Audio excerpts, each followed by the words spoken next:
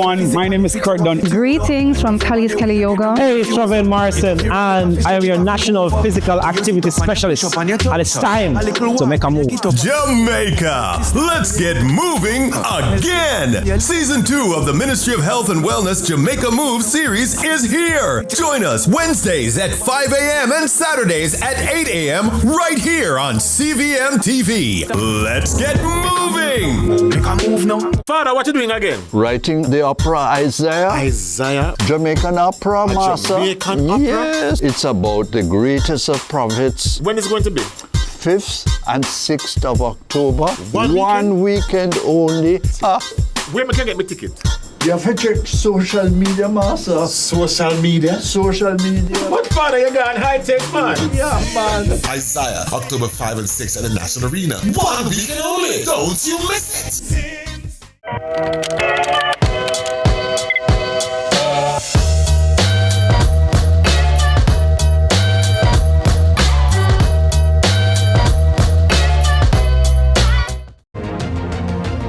In Jamaica's education sector, the problems are myriad and legion, but the energy to solve them is also high, and the political will, is the key ingredient that's perhaps missing. Today, as we close out this series looking at education, CVM TV focuses on the solutions for the big issues assailing the education sector. How do we boost performance? How do we motivate teachers? And how do we give children a fair chance at success? We hope to, at the end of this next hour, arrive at some solutions that the government can run with to the betterment of Jamaica's future. Let's start lead story.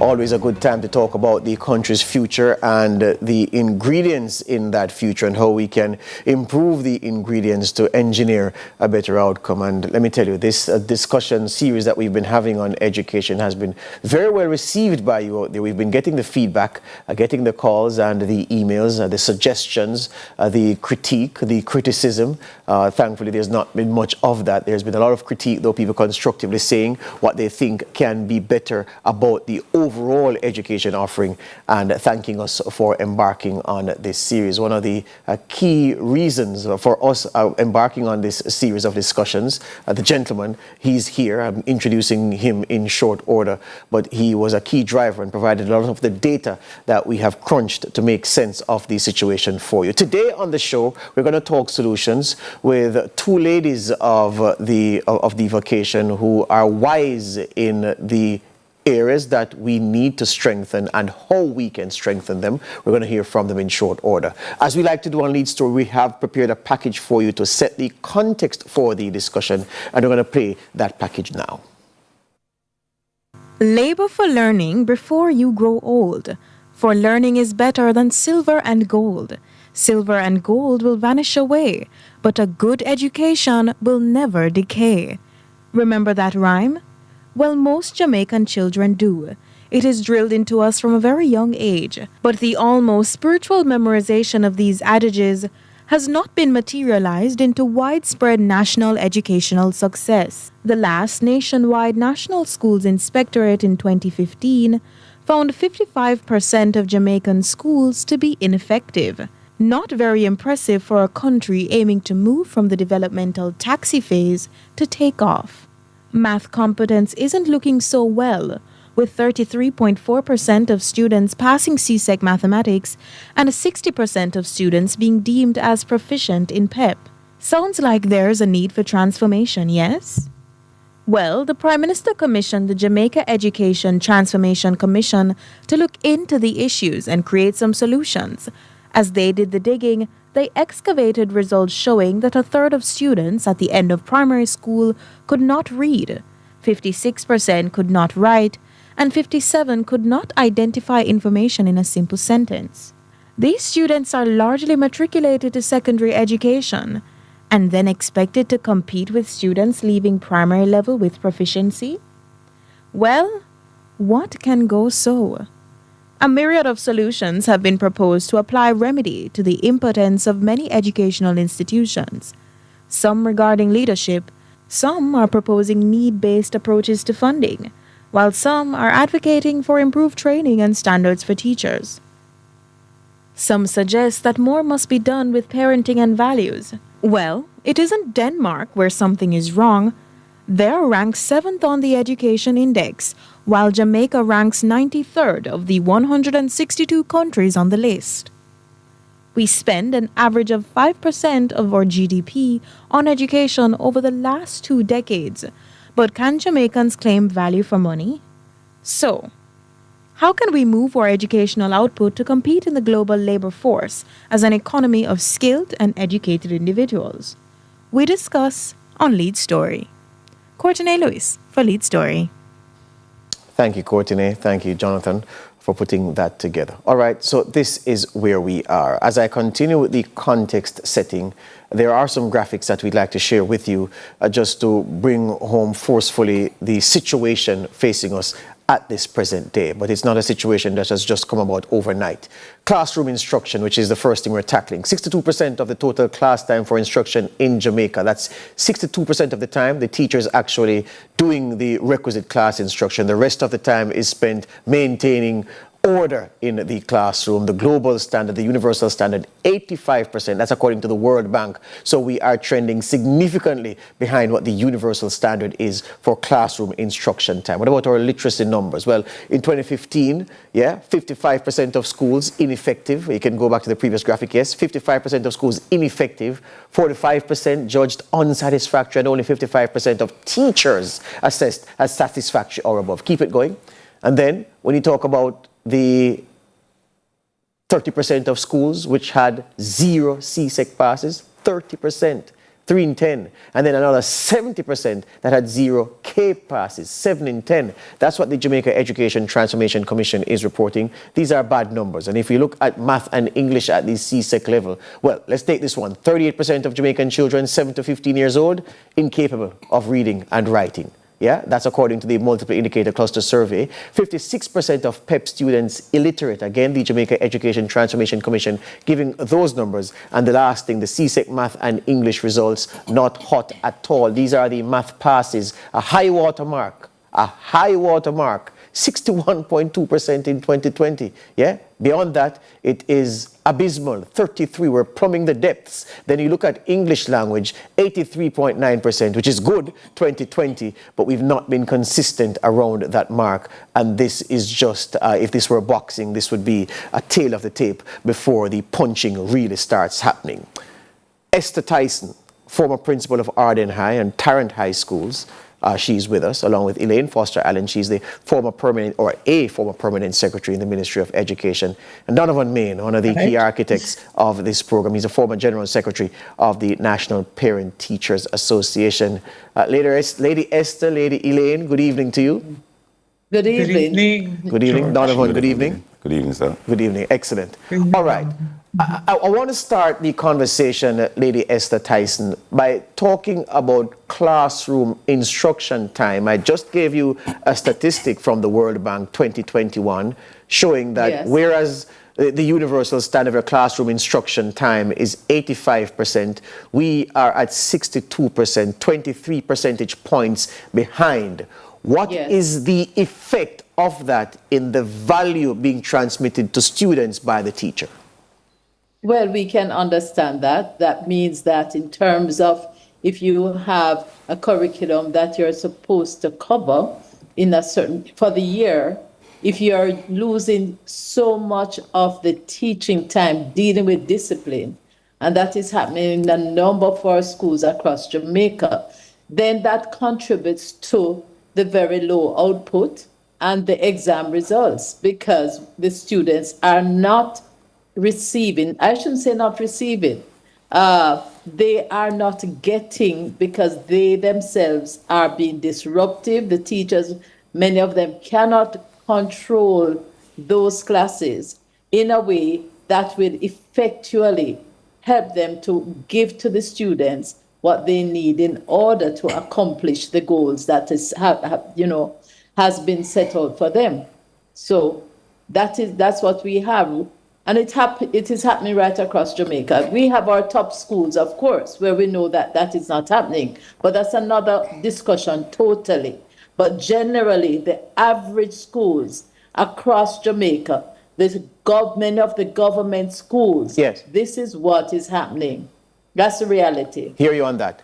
Thank you for that opening. Let's take a quick break and do some business and come right back and pick up the discussion. We're talking about education. It's the Solutions Program, but we're looking at some of the humbugs just the same along the way.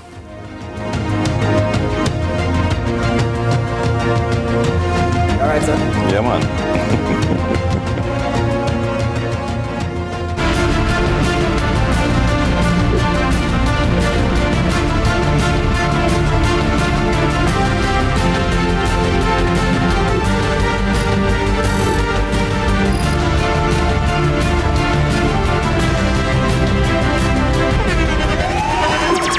The internationally acclaimed On Stage with Winfred Williams. At a new time, Saturdays at 8 p.m. on CVM TV. So much more than entertainment. You know my heart goes crazy when you take the list of time. Let's explore our love. We'll leave the world behind. Can you feel this beat?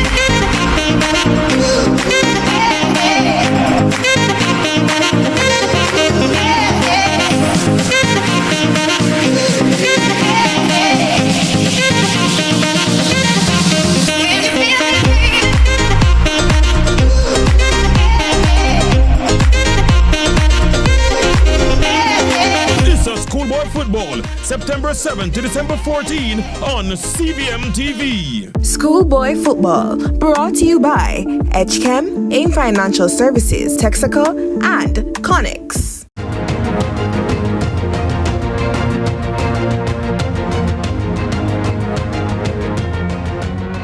Welcome back to Lead Story here on CVM TV. As we close the loop on this discussion on education, we've had a series going since Monday. We've had 2, 4, 5 programs so far on the issue, and we are cracking on with this last program, the 6th program, to look at the issue, how we can solve some of the problems that have been bedeviling education over time. I have the former principal of Arden and Tarrant High, Esther Tyson, with me, the former Permanent Secretary in the Ministry of Education, Elaine Foster Allen, and Donovan Main, former General Secretary of the National Parent Teachers Association. Lady Elaine, you know, so much time is lost by a teacher saying, you boy behave yourself, you girl behave yourself. And I always ask myself the question, are our teachers aware of the amount of time they spend doing that, and do they then have measures, are they taught skills that can help them to reduce that time, or are they just at the mercy of the set of children they get in any academic year? So, George, I want to follow on from something that Esther said about the behavior of our children. There are internal variables that create problems for the children. So, for example, I'm not sure if it's that particular report, but when I've seen reports that say the internal variables happen to be things like children not being able to find a desk or a chair and a quarrel breaks out, right? That's one set of things. Yes. Then you have teachers not prepared well enough to teach the classes that they're assigned to. And again, there are some other reasons why they may not be well prepared. All right, so let's put those aside. But then we combine those sorts of internal school variables with some external ones, like what is happening in the society and in the homes where children appear not to be as disciplined as they ought to be. So there is something now about parental responsibility to prepare the child to come to school and to do what is expected.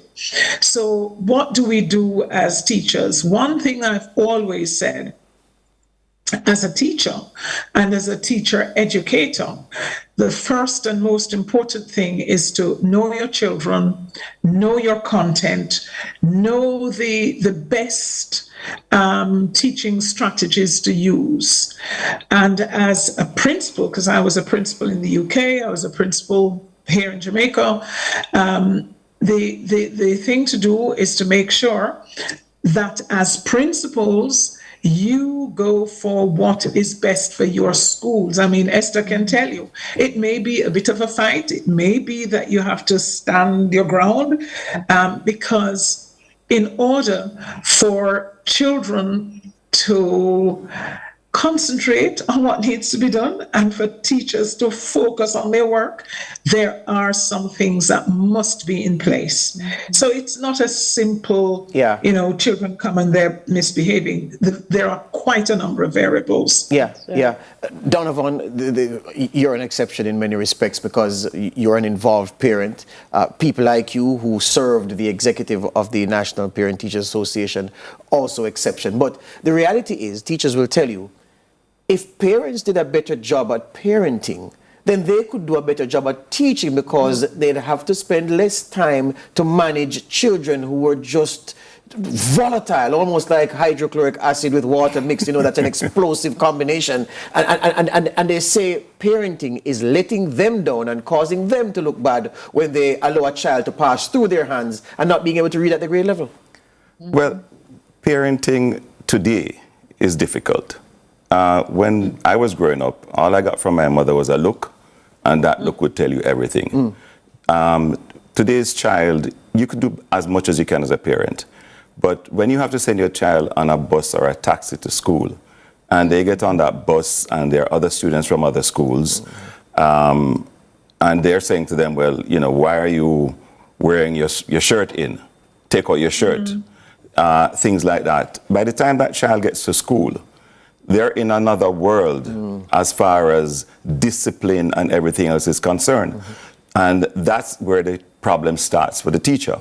And how do you get that child who came from a disciplined home and in that transition to school is transformed into this new animal who is now disruptive in class, being a bully, looking for attention, acceptance.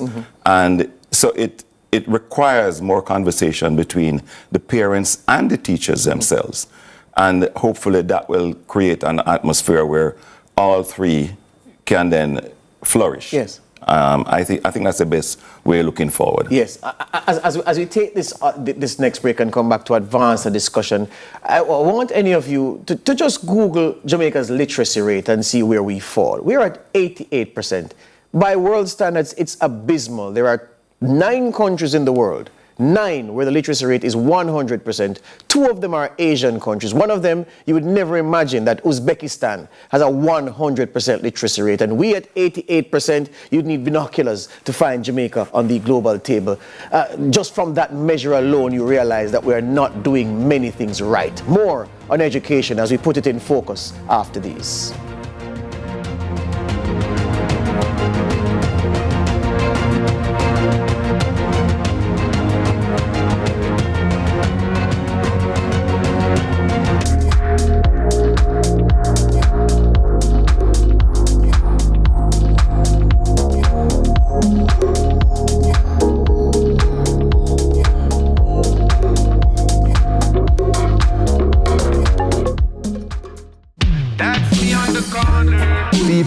But I feel like you can predict who is going to be in the shop with me. A ship carry you back again.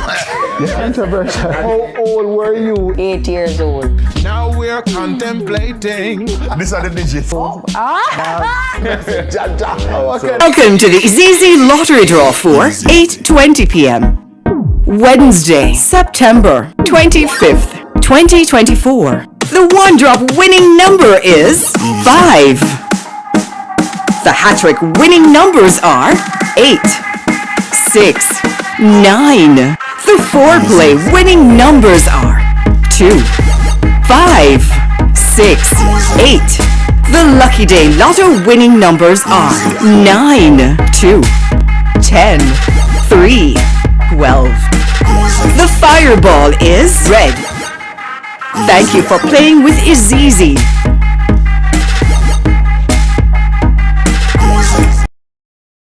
What's your sign, you dreamers? Don't care what other people say.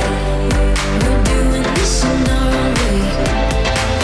We come alive. We come alive. We come alive.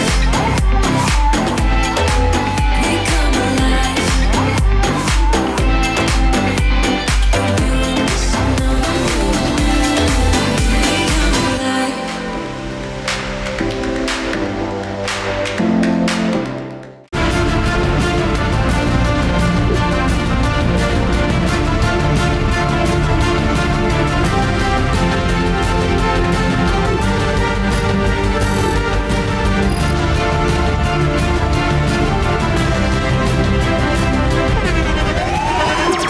The internationally acclaimed On Stage with Winfred Williams. At a new time, Saturdays at 8 p.m. on CVM TV. So much more than entertainment.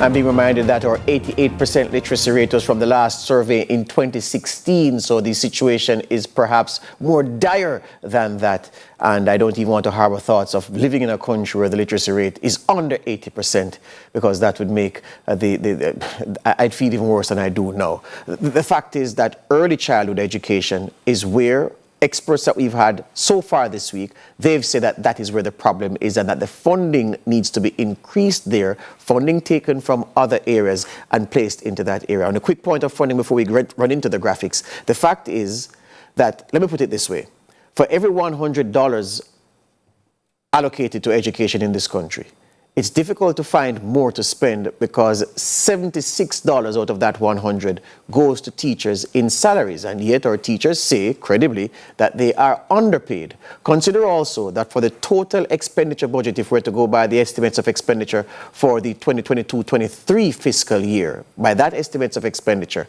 22% of the government's overall expenditure budget, our recurrent expenditure budget, was for education. One ministry, education alone, 22% of its current expenditure for one ministry alone. That shows you that money is being pumped into it, but is money being spent efficiently.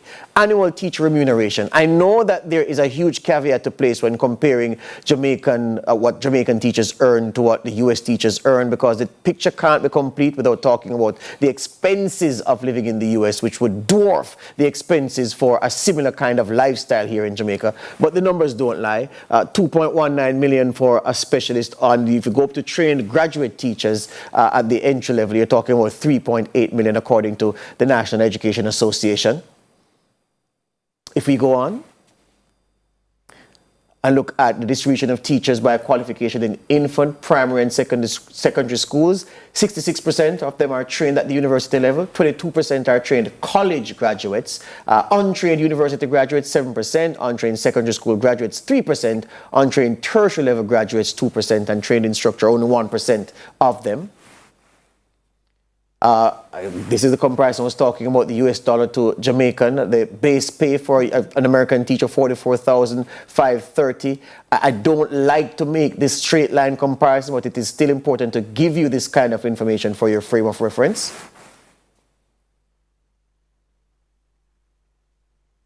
Yeah, annual teacher salary in the US versus the annual teacher salary in Jamaica. Well, this is at the higher level because this is the Jamaican equivalent of what the US is getting. I beg your pardon. So it's 69,544. Beg your pardon, of course not. Translate to 10.8 million Jamaican dollars, right? I'm like, wow. Crack on, please. Yes. It caught me there. And yeah, all right. So in terms of early childhood enrollment, we have one of the world's highest rates of putting children in schools early. Yeah. 12% of those between 0 and 2 are in school, some form of early childhood institution, and 93.4% of those between 3 and 5 are enrolled in an ECA. That was according to data from 2019 from the Early Childhood Commission. And then another 15.2% of public early childhood institutions are fully funded by the government of Jamaica. The rest, of course, are in private hands. So that's the situation where early childhood is concerned. Then, Lady Esther Tyson, if it is that the spend is as we've illustrated and the enrollment is as we have illustrated, what is so wrong at the early childhood level to cause us to be putting children into the primary school that really are not ready for the kind of instruction that the primary school level demands? I believe there are a number of factors that contribute to that situation. If you would realize that for many of our children going into the early childhood institutions, some of them have never seen a book before they go into the early childhood institutions. Some students have never heard English spoken. They are not prepared for learning because of the environment that many of them are coming from. And another sore point for me is what is said to be the curriculum for early childhood. I was on the last commission. I was a part of that. And interviewing the early persons from the Early Childhood Commission. And when they presented what is supposed to be the curriculum, I was shocked because we come from a society where there are so many dysfunctional families that it is necessary at that stage to teach children how to live together, how to respect each other's space, to use play and all of that, to teach that, how they get along with each other. Instead, when I heard the details of the curriculum, it's like something that is going to be in primary school. So to me, we are not getting it right. What are the factors? What are the things that we should be doing? Because we need to look at who we are and the context in which we function as a people. We have to teach those little ones to say thank you, please, excuse me, manners, as they would say. And then when you hurt somebody, to learn to say I'm sorry instead of fighting. But because these children are brought up in some homes, some communities, that's what they see, then they follow that. And that's a big part of it. I remember going to a school in the inner city with the NEI to do inspection.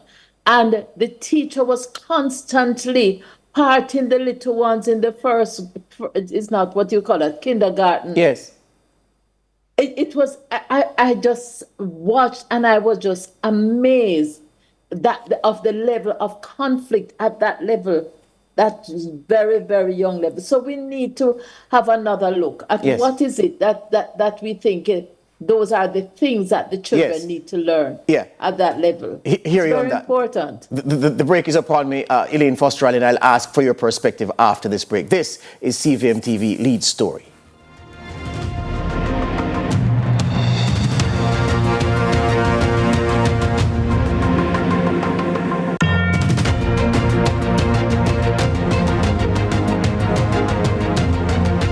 On Sunday, August 11th, in the quiet community of Cherry Tree Lane in Clarendon, our entire nation was shaken by a brutal act of violence. Gangsters mercilessly took the lives of 8 innocent Jamaicans, including a 7-year-old boy and several women. These criminals will strike again, destroying more families and more communities unless we stand together to stop them. If you have any information that can help bring these killers to justice, please share it with the security forces. The government has established a reward fund of $25 million for information leading to the arrest and charge of the perpetrators who committed this heinous act. The facilitators who supplied them with arms, intelligence, and transportation. Those who harbor and protect these criminals after the crime. If you know something, say something. Call Crime Stop at 311 MOCA at 888-6622-847. NIB at 811 or the JDF at 837-8888. Together, we will defeat the gangs and develop a culture of peace in our country. The proceeding was brought to you by the Ministry of National Security. Save so you can live your best life with your Jen Bank savings. You absolutely can. The time by Jen Bank is 8:30.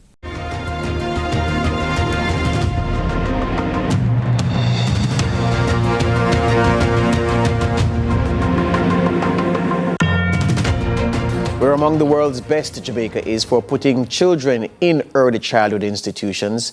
But that's where the world beating or world leading stops, because from there it's pitch patch, mishmash of instruction, of quality of outcomes, because of the various challenges that get in the way of teachers really helping the children to perform not even to perform, to conform to basic principles of showing manners, of manners. I wanted to say mannerisms, but even that is correct. Mannerisms and manners, slightly different things, but just how to function in a group setting at the early childhood level, and then you go on where layers can be put on where your education is concerned, because you wouldn't expect you're able to be put in a position at the early childhood level to do math and English at any proficient level. It's about socialization and learning to function in a group at that level, and teachers are having a hard time getting the children to do just that. I ask for your perspective, Elaine Foster Allen,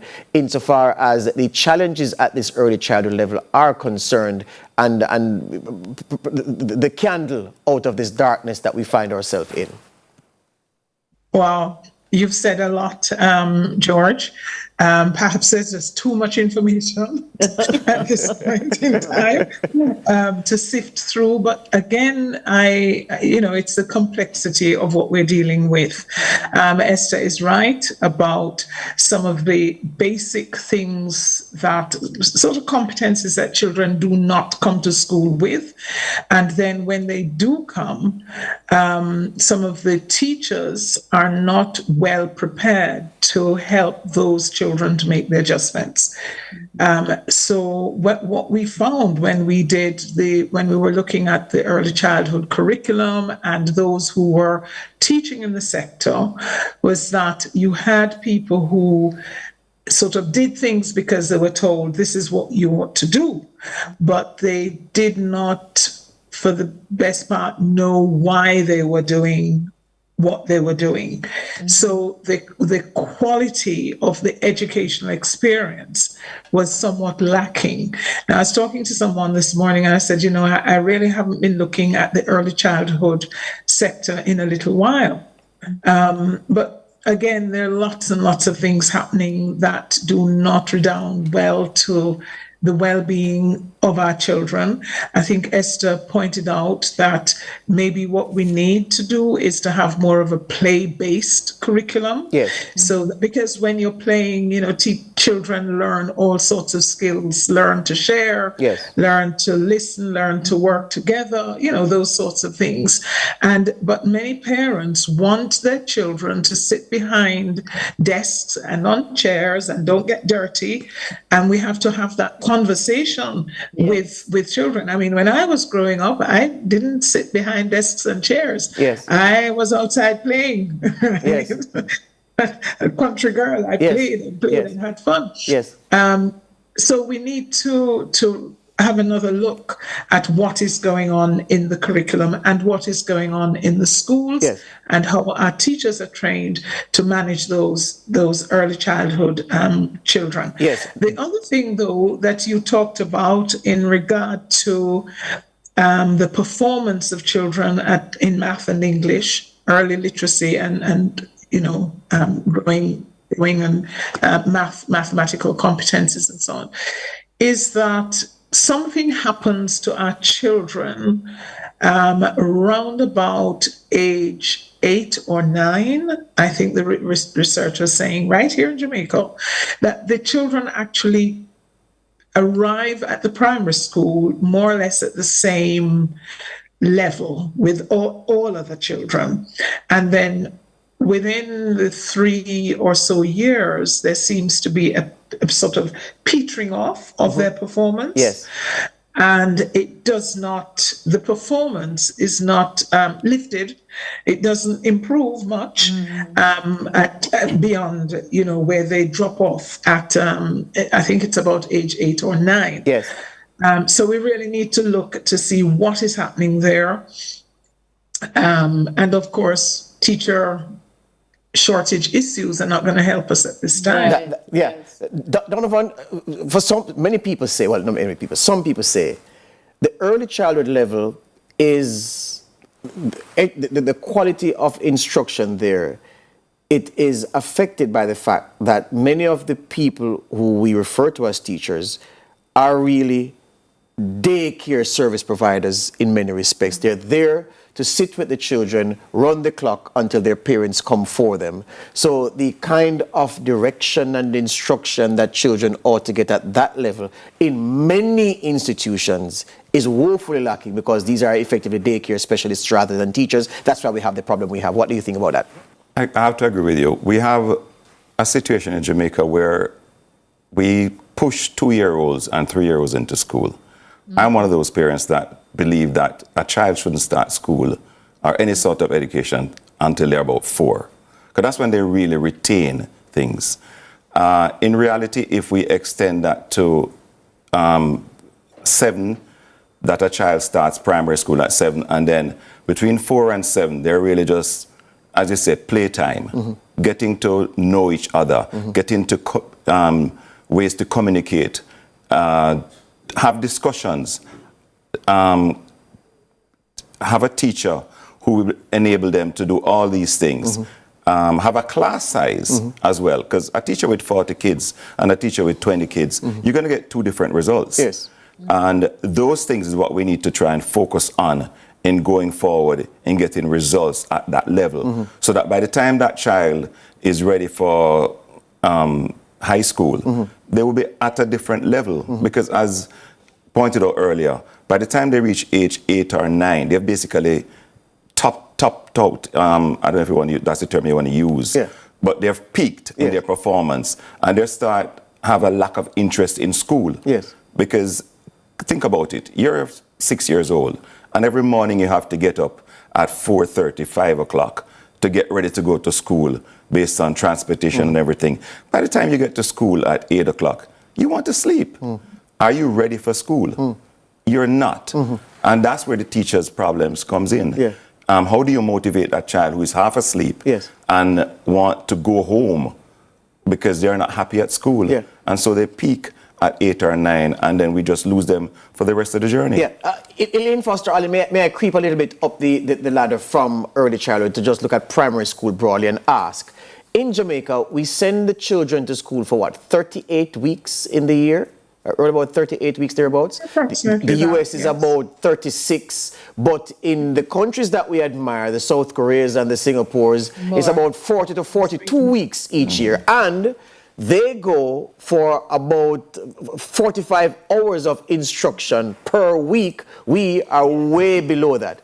Is there space to mandate an extension of the school year and to mandate also perhaps 7 hours of classroom instruction daily in a school week to try to improve contact time and performance that way? Could that work in our reality?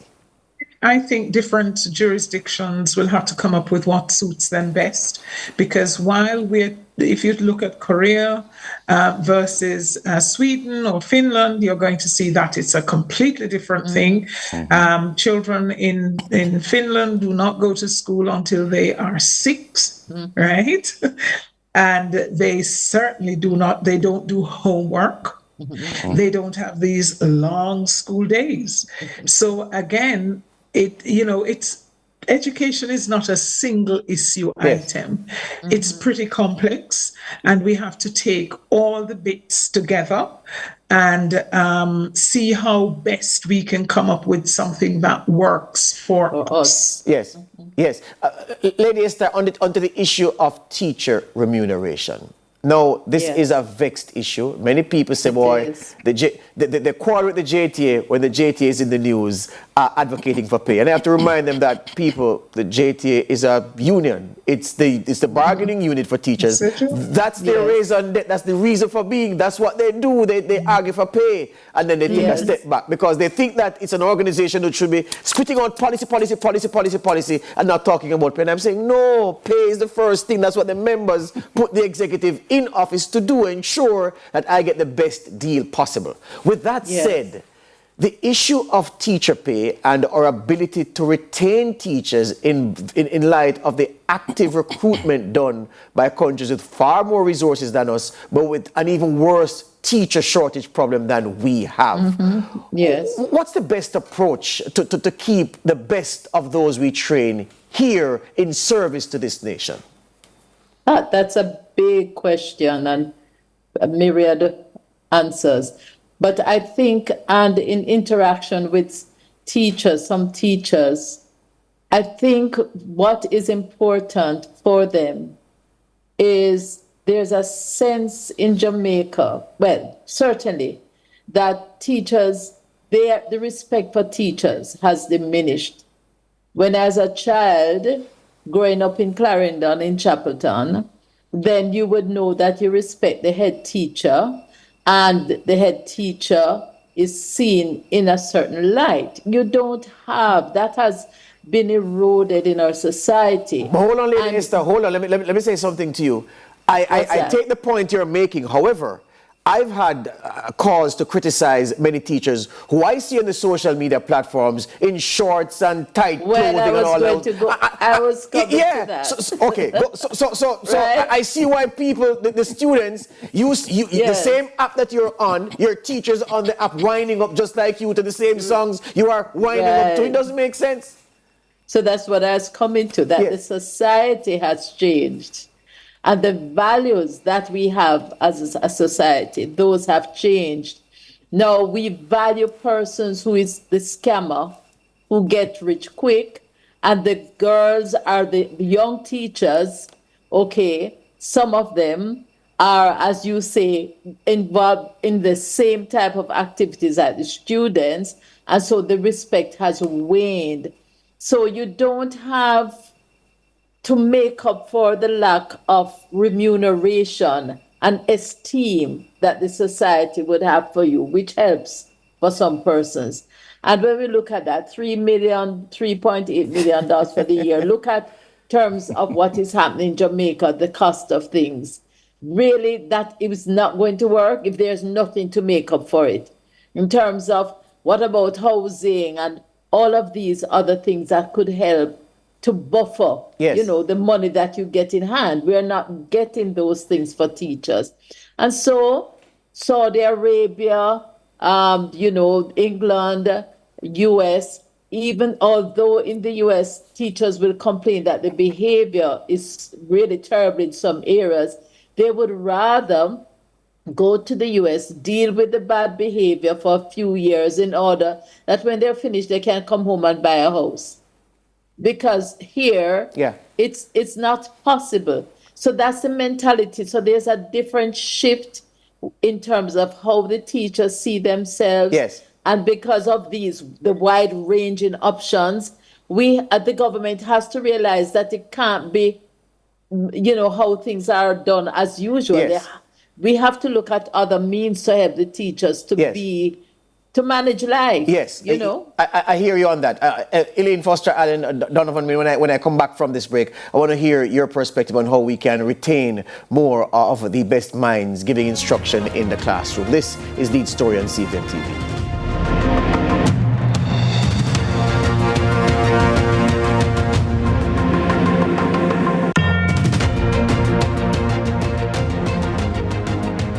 Jamaica Plumbing Supply's 36th Anniversary Super Sale, September 20th to the 28th. Celebrate with us with up to 36% off at our Kingston and Portmore branches and online. Upgrade your bathroom with modern vanities, faucets, showers, and more. Plus, we now stock power tools to get the job done. Get up to 36% off during the Jamaica Plumbing 36th Anniversary Super Sale, September 20th to the 28th. Protecting Jamaica's borders is a key priority for the Jamaica Customs Agency. The JCA will remain vigilant and resolute in effectively fulfilling this mandate. The time brought to you by the Jamaica Customs Agency is 8:45.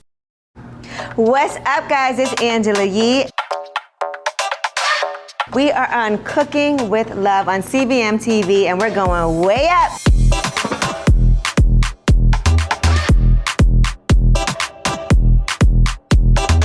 I'm excited to be able to learn some dishes I can make at home and show the chef my cooking skills, or lack of.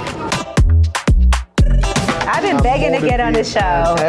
She's been begging. I have. I'm like, when am I going to be on? Coffee is the number 2 import in the United States, right after oil. Yeah, I'm from Brooklyn. I'm from Flatbush. You know, Caribbean, Asian. We make some jerk chicken fried rice. Nice. That's what I'm talking about. Everybody wins. I'm the new chef in charge. And this is so amazing. But the best part is, I can tell that this was cooked with love.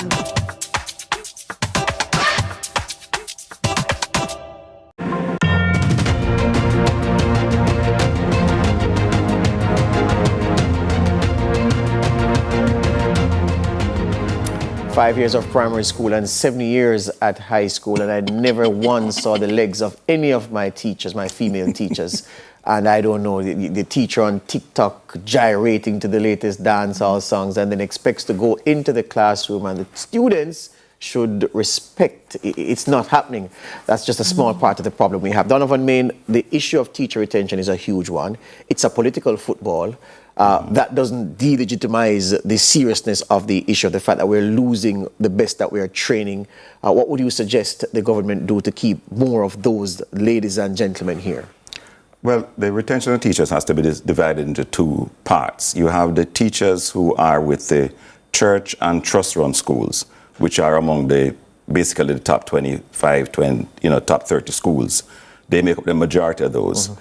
And then you have teacher retention in the government-funded schools. Mm-hmm. Now, when you have a teacher in a school that's in a volatile area, where they get extra pay or they feel uncomfortable when they go to a classroom because a boy will pull a knife, a girl will get up and, just for no reason, just attack the teacher. Mm-hmm. So the teachers themselves feel very uncomfortable in the school. So security is a big issue. Mm-hmm. It's not just salary. Security is an issue for a lot of teachers. Mm-hmm. The equipment they have, mm-hmm. when you have a teacher teaching chemistry at Campion, for example, or on Immaculate or Woolmer's, they get most of the equipment they have. Mm-hmm. A teacher at a Penwood or a Holy Trinity, mm-hmm. they get 10% of the equipment they're supposed to have. Yeah. You're going to get two different type of results. Yes. And the frustration level for that teacher is going to be higher. So if she gets a job anywhere in the world that gets her out of that environment, mm-hmm. she's going to take that opportunity mm-hmm. and leave. Mm-hmm. And we are going to continue to lose teachers of that caliber mm-hmm. until we find a way to make those teachers feel safe and secure in the classroom mm-hmm. and have the proper equipment to deliver to the students. Yeah. Elaine Foster-Allen, how do you suggest we stop the drift? Difficult one, because you cannot legislate for teachers or workers to stay in a country. Mm-hmm. However, Professor Knut Thompson's research in the area of teacher migration says the number one issue is actually pay and the conditions of service, which Donovan has spoken about. So if we could improve the pay and the conditions of service, then I think we may see some more of our teachers staying in our classrooms.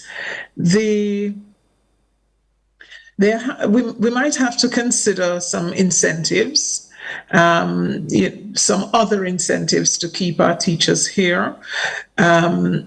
And again, it all goes back to pay and the resources that teachers have to work with.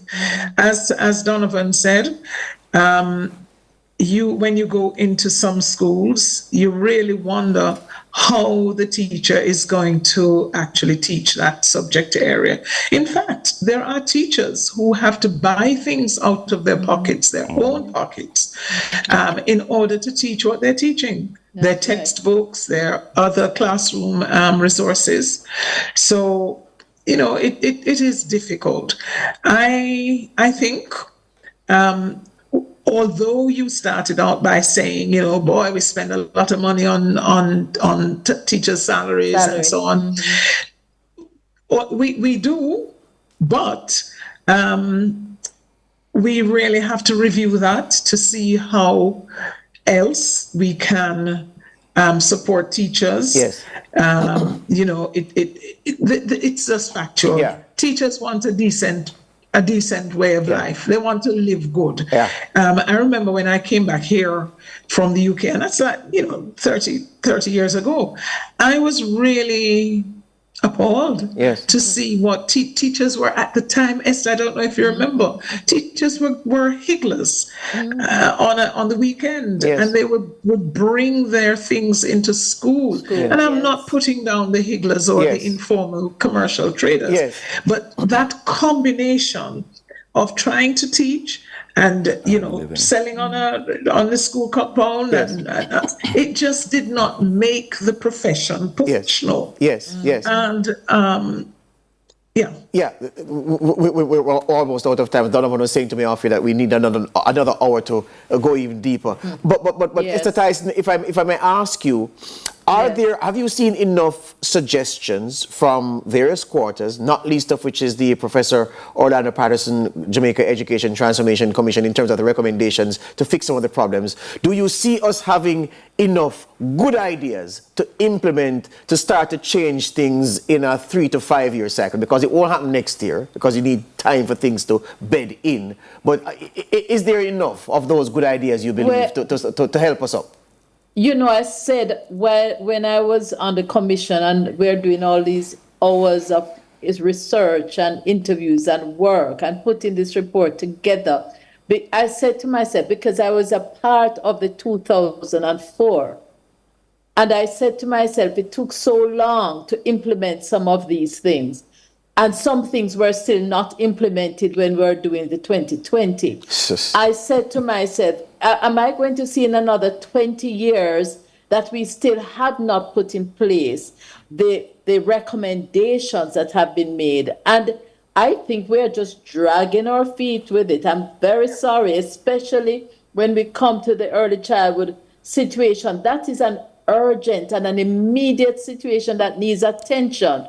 We have too many teachers who are not really teachers. They have not been trained. They can't afford to pay to go to college to get the training. So we still have a number of pre-trained teachers at the early childhood level, and that needs to be addressed urgently. So we have the recommendations there. Why are we taking so long to implement those recommendations, which were well researched? Yes.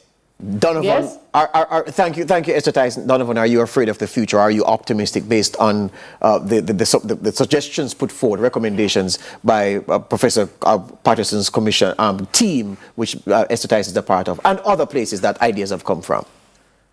I'm concerned. But not afraid. But not afraid. The Jamaican mentality is there's always a way through this. And I'm hoping that at some point in time, the political directorate, enough people will step forward to ensure that we make this happen. 2004, 15, 20 years later, we're doing the same thing over again. And the implementation is just not being done. Things like school boards being re-looked at. The appointment of people to school boards is a key factor in having a school run properly. The budgets being properly prepared for a school. In 2016, Ministry of Education raised the funding for high school from $11,500 to $17,000 per child. I mean, that's 8 years ago. That's money is all, it's chicken feed now. Yes. as one person said to me recently, that can't even buy a bottle of Hennessy. And they're comparing education to what their drinking lifestyle is on a weekend. So, you know, we have to look seriously at education and be able to give the teachers the tools, give the parents the tools, and finally the children the tools to save and make Jamaica what we want. Elaine Foster-Allen, the last word goes to you. Insofar as the future is concerned, do you see perdition or do you see a brighter day? Well, it's a little bit of both, because if we don't change at this time, I think we're going to be in trouble. In 2000, and I think it was 21 or 22, the UNICEF report post-COVID said that Jamaica needed to spend, in addition to what it was spending at the time, another $3 billion to address some of the learning loss that had occurred during the COVID period. That hasn't happened. So, you know, where we're at now is further away than I would like us to be. So we're going to have to do some radical things. Yeah. And one of the things that you want to see is that funding being put in. Yeah, it's not just funding being put in. It has to be funding being put in a strategic way, at the right place, for the right things to happen, with the right controls in place. But and the reason I asked the funding question that way again is because going on the stat I mentioned earlier, some people will say, well, George, it will make no sense if 76 cents out of every dollar spent goes to salaries. For the educators, for the teachers. Even though we agree that teachers deserve a much better deal. Teachers deserve a better deal, but there are the conditions. I don't know if you've been into a classroom in recent times. Yes, I have, yes. But in some classrooms, it is nigh on impossible to teach. Yes, yes. Right? We still have blackboards or a few dividing classrooms. Children can't hear what is being said. We have all sorts of things that are happening to our children. We haven't even spoken about the impact on children's emotion of the internet and the virtual spaces that children occupy. So we have a complex basket of things I say this, that must be addressed. I say this, ladies and gentlemen, that I visited a school in Manchester recently. One of my friends taught there, and she asked me to just come and talk to the students. And she said that she had a boy who was sharp, one of the sharpest in the class, but she hadn't seen him for about 3 weeks. She had checked, she went to the house, nobody was at the house. She said when she kept asking, she was told that this boy, about 8 years old, was at a car wash, washing cars, because his father got a share of the spoils, and the scammers in the community who had the cash to throw around had him there washing cars. Sometimes he was on a site mixing mortar. I said, an 8-year-old boy mixing mortar? She said, yes. She had to go for him. Yeah, one of the sharpest in her class to try to rescue him. I need to follow up to hear what has happened with the intervention. But his story is one of so many. We are losing so many young minds, and